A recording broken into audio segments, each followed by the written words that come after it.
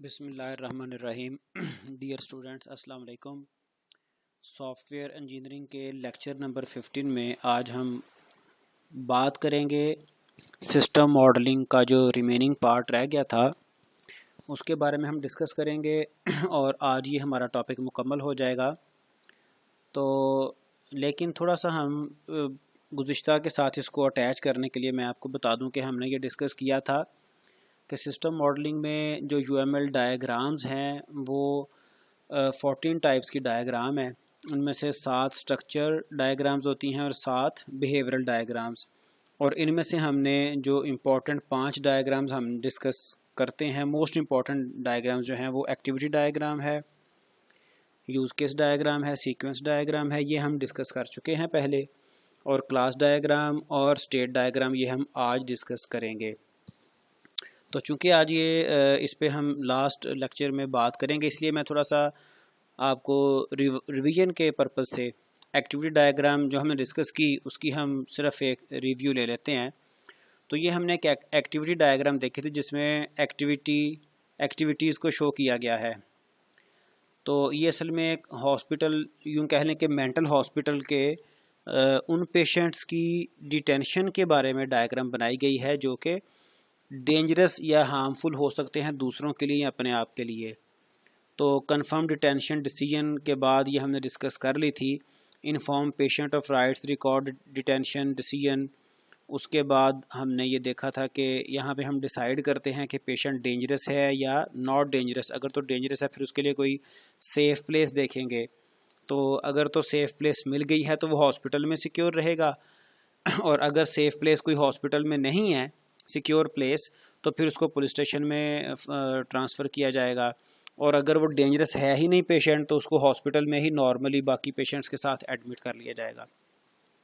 तो इस तरह से ये एक्टिविटी डायग्राम फिर उसके बाद नेक्स्ट फेज़ में देखें कि उसको इन्फॉर्म सोशल केयर और इन्फॉर्म नेक्स्ट टू किन, जो भी उसका पर्सन होगा, डीलिंग पर्सन जो उसको टेक केयर कर रहा होगा, और अपडेट रजिस्टर, ये सारी एक्टिविटीज़ इसमें बताई गई हैं। और यहाँ से इस सैम्बल के साथ हमारी एक्टिविटी डायग्राम स्टार्ट होती है और ये सैम्बल इसका एग्जिट सैम्बल है जिससे हमारी एक्टिविटी डायग्राम ख़त्म हो जाती है। फिर यूज़ केस मॉडलिंग थी, उसमें ये देखें फिगर एक थी यूज़ केस मॉडलिंग, 2 हमने डिस्कस की थी। एक हमारे पास सेफ़ होम की डायग्राम थी जो कि software engineering by Roger S Pressman, इस बुक से है, रॉजर प्रेसमैन की बुक से है ये सेफ़ होम की यूज़ केस डायग्राम। और दूसरी डायग्राम थी जो कि समरविला की बुक में से थी। तो ये पहले वाली में देखें ये 2 एक्टर हैं, एक होम ऑनर है, एक सिस्टम एडमिनिस्ट्रेटर है, और एक ये ऑटोमेटेड सिस्टम है, सेंसर्स। तो इनकी सारी यूज़ केसेस दिखाई गई हैं। ठीक है, जो होम ऑनर है वो क्या क्या करेगा और सिस्टम एडमिनिस्ट्रेटर क्या क्या करेगा और सेंसर का इसमें क्या क्या रोल होगा ये दिखाया गया। फिर ये एक और डायग्राम मेडिकल रिसेप्शनिस्ट, इसकी सारी यूज़ केसेस, चूँकि ये मुकम्मल सिस्टम की यूज़ केसेस नहीं थी तो इसलिए यहाँ पे हमने इसको रेक्टेंगुलर जो इसका सिस्टम का बॉक्स था वो शो नहीं किया। तो यूज़ केस मॉडलिंग हमने देखी थी, यूज़ केस डायग्राम्स देखी, उसके बाद सीक्वेंस डायग्राम हमने देखी। ठीक है जी, तो इसमें भी हमने देखा कि किस किस तरह से ऑब्जेक्ट को कैसे रिप्रेजेंट किया जाता है, लाइफ लाइन क्या होती है, एक्टर कैसे इंटरेक्ट करता है, और मैसेजेस कैसे जाते हैं और कैसे उनका रिस्पॉन्स वापस आता है। तो ये डायग्राम्स हम डिस्कस कर चुके हैं। आज हम डिस्कस करेंगे क्लास डायग्राम। तो class diagrams are used when developing an object oriented system model to show the classes in a system and the associations between these classes. अब ये जो क्लास डायग्राम है ये सिस्टम की क्लासेस और उसकी रिलेशनशिप एसोसिएशन को डिस्क्राइब करता है। चूँकि आप लोग या तो ऊप पढ़ आए हैं या आई थिंक के पढ़ रहे हैं, ठीक है, ऑब्जेक्ट ओरिएंटेड प्रोग्रामिंग, उसमें आपने देखा होगा कि कई एक क्लासेस हम बनाते हैं। क्लास क्या होता है? क्लास एक यूँ कह लें कि मॉडल होता है, ठीक है, जिसमें हम दो तरह के मेंबर्स बनाते हैं। एक डाटा क्लास में हो सकता है, ठीक है, डाटा के अलावा इसमें क्लास में मेथड्स आ जाते हैं। ठीक है जी, तो ये जो 2 मेंबर्स हैं ये क्लास की जो डाटा है वो उसका स्ट्रक्चर बताता है और मेथड उसकी फंक्शनैलिटी के बारे में डिस्कस करते हैं। ठीक है। और क्लासेस की एसोसिएशन, तो ये सेम कॉन्सेप्ट यहाँ पर क्लास डायग्राम में पाया जाता है, ठीक है। फिर क्लास के कई एक हम ऑब्जेक्ट बना सकते हैं। Class is a general definition of one kind of system object, ये सिस्टम का कोई ऑब्जेक्ट होगा, ठीक है, किसी काइंड का, किसी किस्म का। An association is a link between classes that indicates that there is a relationship between these classes. तो फिर एसोसिएशन है जो कि डिफरेंट क्लासेस की आपस की रिलेशनशिप को इंडिकेट करती है। तो इसको कैसे हम बनाते हैं और क्या इसका फर्दर क्या कॉन्सेप्ट्स हैं। Class diagram in the UML can be expressed at different levels of details, तो इसकी कई लेवल की डिटेल्स हम बना सकते हैं। It depends upon our system, और किस तरह से हम उसको लेके चल रहे हैं। पहले लेवल पे हम सिंपल सिर्फ क्लासेस आइडेंटिफाई कर लेते हैं। क्लास कैसे आइडेंटिफाई करेंगे कि हमारे सिस्टम में जो भी चीज़ें इंपॉर्टेंट होंगी, क्योंकि डाटा सारा सेव होता है डेटाबेस में, तो हम जिस भी ऑब्जेक्ट को, जिस भी पर्सन को, कोई पर्सन हो सकता है, कोई और चीज़ हो सकती है, कोई आइडिया हो सकता है, जिस डाटा को भी हम डेटाबेस में सेव करवाना चाहेंगे वो हमारे पास इम्पॉर्टेंट ऑब्जेक्ट होगा। अगर कॉलेज का कोई सिस्टम है तो उसमें स्टूडेंट्स का डाटा सेव करवाना चाहेंगे तो एक स्टूडेंट की क्लास बन जाएगी। टीचर्स का डाटा सेव करवाना चाहेंगे तो एक टीचर की क्लास हमारी बन जाएगी, ठीक है। तो क्लास डायग्राम डिफरेंट लेवल्स पे, लेवल ऑफ डिटेल पे ये बनाई जा सकती है। When you are developing a model, the first stage is usually to look at the world. अब ये वर्ल्ड से क्या मुराद है? वर्ल्ड से मुराद ये नहीं है कि पूरे ग्लोबल वर्ल्ड को हमने देखना है। वर्ल्ड से मुराद यहाँ पर क्या है, इसे हम मिनी वर्ल्ड कह सकते हैं। क्या कह सकते हैं? मिनी वर्ल्ड, MINI, मिनी में पूरा नहीं लिख रहा क्योंकि लिखने में भी काफ़ी प्रॉब्लम आ जाती है। मिनी वर्ल्ड, ठीक है। और इसको यूनिवर्स ऑफ डिस्कोर्स भी कहते हैं, यानी कि वो वाली वर्ल्ड, वो वाला एरिया जो कि हमारा प्रॉब्लम डोमेन है, ठीक है, जिसके लिए हम प्रोजेक्ट बना रहे हैं।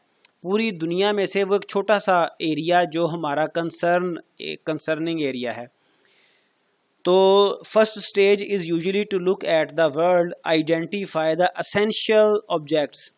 तो हमने अपने वर्ल्ड में से, यानी कि जिसका हम प्रोजेक्ट बना रहे हैं, जिस ऑर्गेनाइजेशन का, जिस बिज़नेस का, जिस इदारे का, हमने उसमें से एसेंशियल ऑब्जेक्ट्स आइडेंटिफाई करने हैं and represent these as classes, वो हमारी क्लासेस बन जाएंगी, ठीक है।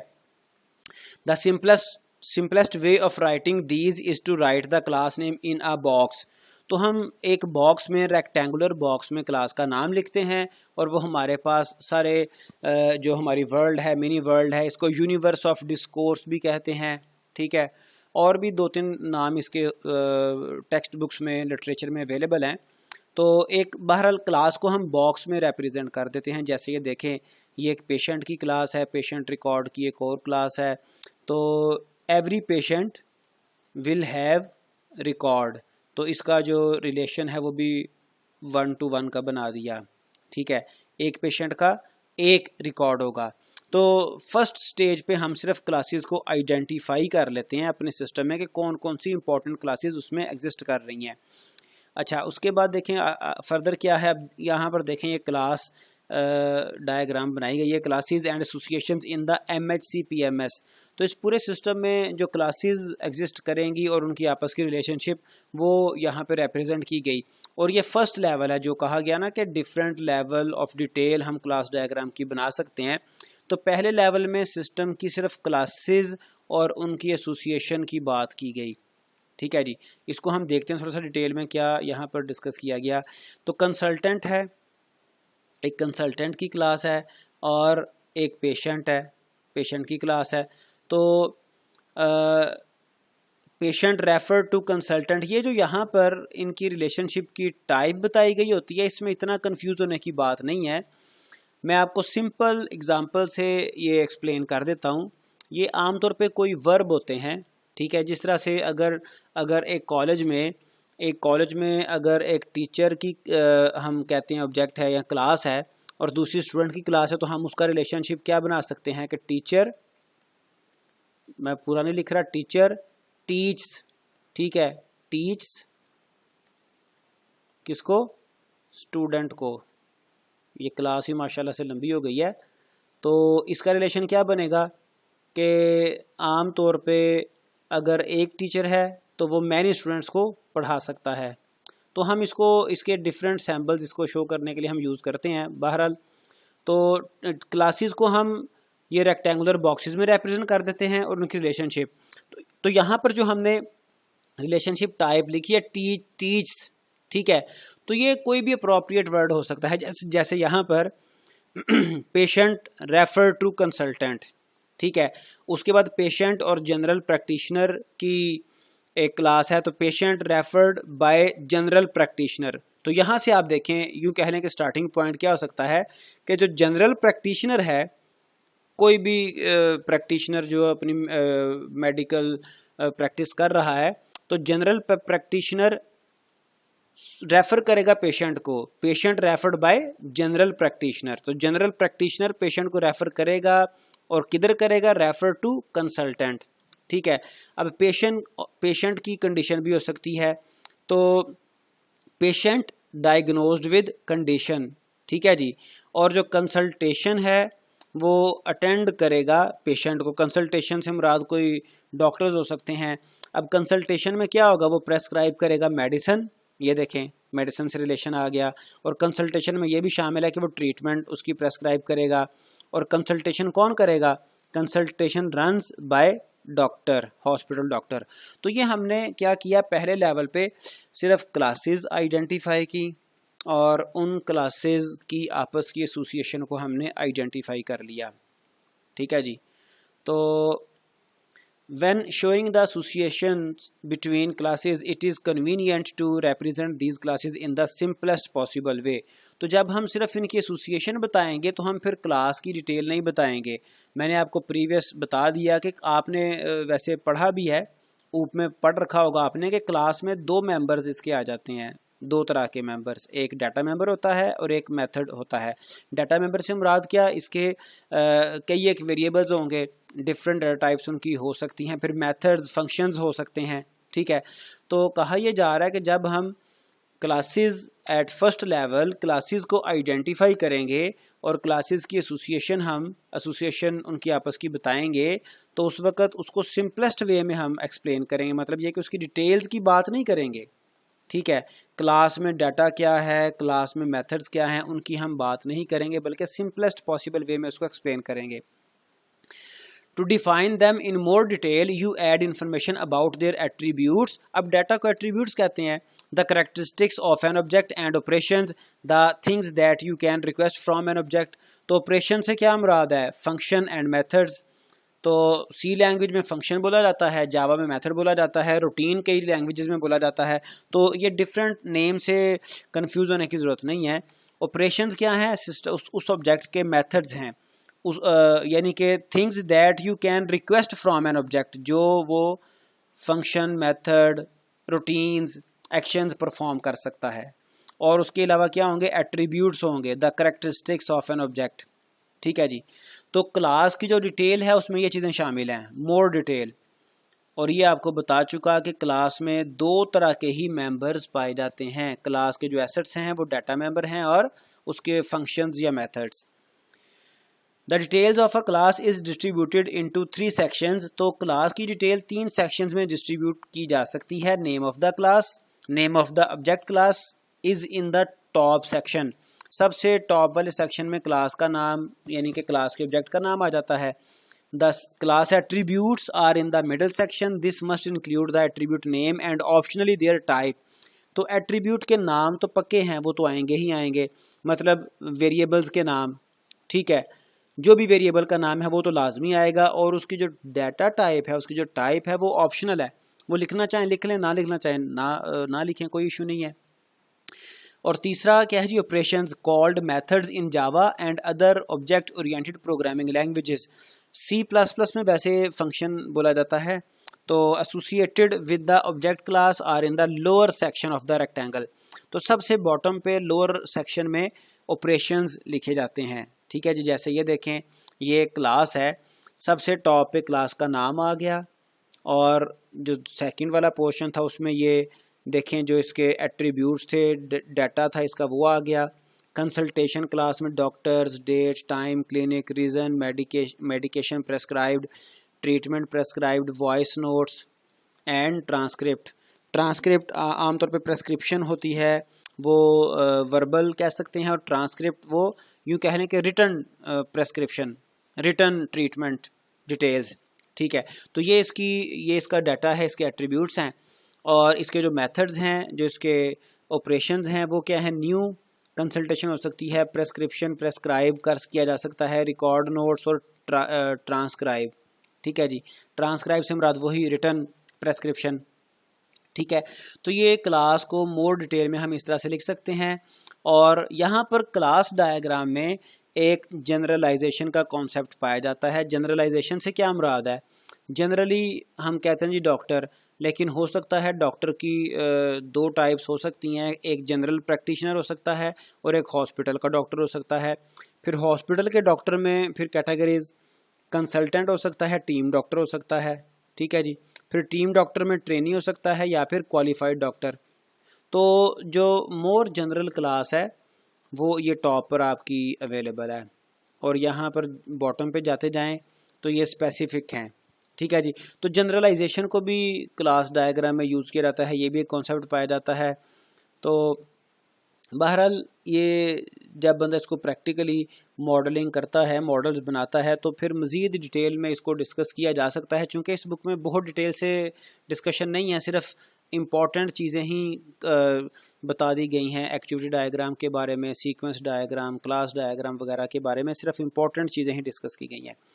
तो जैसे यहाँ पर देखें, ये एक जनरलाइजेशन को एक्सप्लेन किया गया, generalization hierarchy with added details. तो प्रीवियस डायग्राम में डिटेल्स नहीं थी, यहाँ पर जनरलाइजेशन के साथ डिटेल भी ऐड कर दी गई।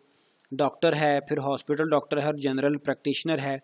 तो डॉक्टर की प्रॉपर्टीज़ क्या हैं, नेम, फ़ोन नंबर, ईमेल और इसकी ऑपरेशंस, रजिस्टर और डी रजिस्टर। और हॉस्पिटल डॉक्टर में क्या है, स्टाफ नंबर और पेजर नंबर। और जनरल प्रैक्टिशनर प्रैक्टिस और एड्रेस। ठीक है जी, तो ये एक डायग्राम, क्लास डायग्राम दिखाई जिसमें जनरलाइजेशन को एक्सप्लेन किया गया। अच्छा, उसके बाद बिहेवियरल मॉडलिंग। अब इसको हम क्यों देख रहे हैं बिहेवियरल मॉडलिंग, ये असल में हम देख रहे हैं ताकि हम अपने लास्ट डायग्राम को डिस्कस कर सकें। बिहेवियरल मॉडलिंग में आमतौर पे सिस्टम का बिहेवियर शो किया जाता है कि सिस्टम किस तरह से बिहेव करेगा जब वो चलेगा। They show what happens or what is supposed to happen when a system responds to a stimulus from its environment. Stimulus कहते हैं जब भी कोई एक्शन परफॉर्म होता है। ठीक है, तो यानी कि एक्शन के अगेंस्ट सिस्टम क्या रिएक्ट करेगा। They show what happens or what is supposed to happen when a system responds. System कैसे रिस्पॉन्ड करेगा when a system respond to a stimulus from its environment. Environment में जब कोई भी stimulus होगा, कोई भी इवेंट जनरेट होगा, कुछ भी होगा, तो सिस्टम क्या करेगा। अब ये जो कुछ भी है स्टिमुलस है, ये दो टाइप के होते हैं। ठीक है जी, you can think of the stimuli as being of two types. तो एक डाटा हो सकता है, तो सिस्टम में जब भी डाटा जनरेट होगा, डाटा इनपुट होगी, आउटपुट होगी, डाटा मूव करेगा, तो उस वक्त सिस्टम कुछ रिस्पॉन्ड कर सकता है। तो डाटा की बेस पर जो डायग्राम मॉडलिंग जो होती है उसको DFD कहते हैं, डाटा फ्लो डायग्राम। ठीक है, ये नॉर्मली वैसे तो बहुत टेक्निकल डायग्राम नहीं होती, तो ये सिस्टम और उसके शुरू पे बल्कि आपको कॉन्टेक्स्ट डायग्राम में करवाई थी, तो कॉन्टेक्स्ट मॉडलिंग में, तो वो DFD की उसके साथ कुछ सिमिलैरिटी है बहरहाल। तो उसके बाद दूसरा जो स्टिमुलाई है वो इवेंट्स हो सकते हैं। Some event happens that trigger system processing. Events में have associated data but this is not always the case. तो इसकी बेस पे स्टेट डायग्राम जो है वो बनाई जाती है, इवेंट्स की बेस पे स्टेट डायग्राम को डिस्कस किया जाता है। तो असल में हमारी UML मॉडलिंग में स्टेट डायग्राम इंक्लूड है, इसलिए हमने बिहेवियरल मॉडलिंग को थोड़ा सा उसका देख लिया। तो अब देखते हैं स्टेट डायग्राम क्या होती है जी। State diagram, the UML supports event based modeling using state diagram which were based on state charts। ठीक है जी, ये एक रिसर्चर ने 1987-88 में इसको प्रपोज किया होगा। State diagrams show system states and events. तो स्टेट डायग्राम क्या शो करती है, एक तो ये सिस्टम की स्टेट्स को शो करती है कि सिस्टम में स्टेट्स क्या क्या हैं। ठीक है, उसकी डिफरेंट कंपोनेंट्स क्या क्या हैं और उसके इवेंट्स क्या क्या हैं। That cause transitions from one state to another. Transition कहते हैं moving from one state to other. जिस तरह से आप यूँ कह लें कि कोई भी पर्सन एक क्लास से दूसरी क्लास में प्रमोट होता है, तो वहाँ पर तो प्रमोशन है, यहाँ पर फिजिकल मूवमेंट की बात की गई है। ठीक है, ट्रांजिशन कहते हैं ट्रांजिट करना, मूव करना from one state to another. They do not show the flow of data within the system but may include additional information on the computations carried out in each state। तो यहाँ पर data को importantly discuss नहीं किया जाता, लेकिन data update हो सकता है। तो मोस्ट इम्पॉर्टेंट क्या है जी, चेंज ऑफ स्टेट की बात की जाती है। Most importantly change of state को डिस्कस किया जाता है और किसी इवेंट के जनरेट होने पर स्टेट चेंज हो सकती है। ठीक है, अब ये देखें, ये एक स्टेट डायग्राम है, इसको हम डिटेल से देखते हैं कि ये इसमें क्या कहा जा रहा है। जैसे अब ये स्टेट डायग्राम देखें है क्या, state diagram of a microwave oven. तो ये माइक्रोवेव ओवन की एक ये स्टेट डायग्राम बनाई गई है।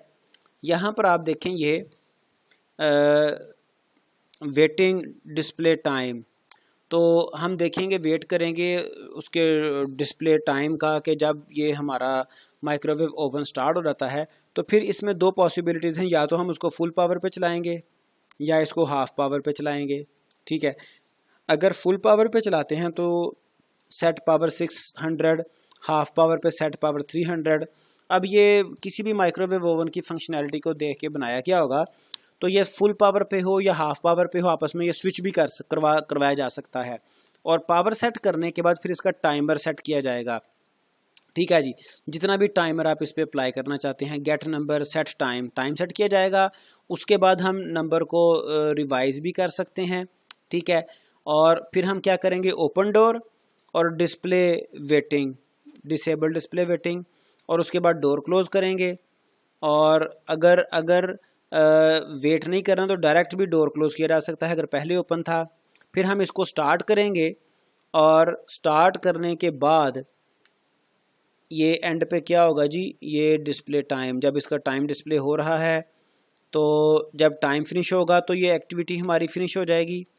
और अदरवाइज़ टाइम फिनिश नहीं हुआ, हम इसको ख़ुद भी इंटरप्ट करना चाहें तो इंटरप्ट कर सकते हैं। ठीक है, और अदरवाइज़ अगर हमने मज़ीद कोई इसका यूजेज करना है तो हम फिर दोबारा इसको डोर ओपन करेंगे और फर्दर इसको फिर दोबारा से चलाया जा सकता है। तो ये एक स्टेट डायग्राम थी जिसकी फंक्शनैलिटी हमने यहाँ पर डिस्कस की। The sequence of actions in using the microwave is select the power level either half power or full power, input the cooking time using a numeric keypad, press start and the food is cooked for the given time। तो ये हमारा state diagram की functionality यहाँ पर बता दी गई जो कि हमने प्रीवियस डायग्राम में देखी। तो डियर स्टूडेंट्स, ये हमारी यूएमएल मॉडलिंग थी जिसमें बेसिकली अगर आप गौर करें तो हमने सिर्फ 5 टाइप की मेजर डायग्राम्स देखी हैं। दो तीन चीज़ें हमने साथ रेलिवेंट डिस्कस कर ली। तो लेकिन इम्पॉर्टेंट जो हमारी 5 डायग्राम्स हैं वो हमने देखी हैं। तो वापस मैं उसको सिर्फ सम अप करने के लिए आपको बता देता हूँ कि एक हमने एक्टिविटी डायग्राम देखी थी जिसमें एक्टिविटीज़ इन्वॉल्व थी इन अ प्रोसेस और इन डाटा प्रोसेसिंग। फिर हमने एक यूज़ केस डायग्राम देखी।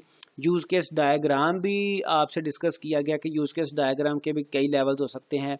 पूरे सिस्टम की एक डायग्राम भी हो सकती है, और अगर सिस्टम बहुत बड़ा है या लार्ज इनफ है तो उसकी छोटी छोटी डायग्राम्स भी बनाई जा सकती हैं। सीक्वेंस डायग्राम, फिर हर एक यूज़ केस के लिए एक सीक्वेंस डायग्राम बन जाती है। ठीक है, बल्कि बाद स्टूडेंट्स ने मुझसे पूछा भी था कि सर हम एक आध यूज़ केस डायग्राम कर सकते हैं या फिर एक आध सीक्वेंस डायग्राम कर सकते हैं। तो बेटा जब आप उसको एक्सप्लेन करेंगे या फिर पेपर पॉइंट ऑफ व्यू से बात करेंगे तब तो डेफिनेटली आप एक आध डायग्राम काफ़ी है, लेकिन अगले यानी कि आपके सेमेस्टर्स में आप जब प्रोजेक्ट करेंगे तो उस वक़्त आपको अपने सिस्टम की each and every possible diagram बनाना पड़ेगी। ठीक है, तो इसलिए आप इसको केयरफुली अंडरस्टैंड कर लें। सीक्वेंस डायग्राम में interaction between actors and the system and between system component दिखाई जाती है। फिर क्लास डायग्राम जो कि आज हमने डिटेल से देखी, और स्टेट डायग्राम। ठीक है जी, तो ये हमारा टॉपिक था सिस्टम मॉडलिंग का। तो उम्मीद है कि आपको इसमें समझ आ गई होगी। तो इंशाल्लाह ताला नेक्स्ट लेक्चर में अगले टॉपिक के साथ मिलेंगे। तो आज के लिए इतना ही। Take your best care. अल्लाह हाफिज़।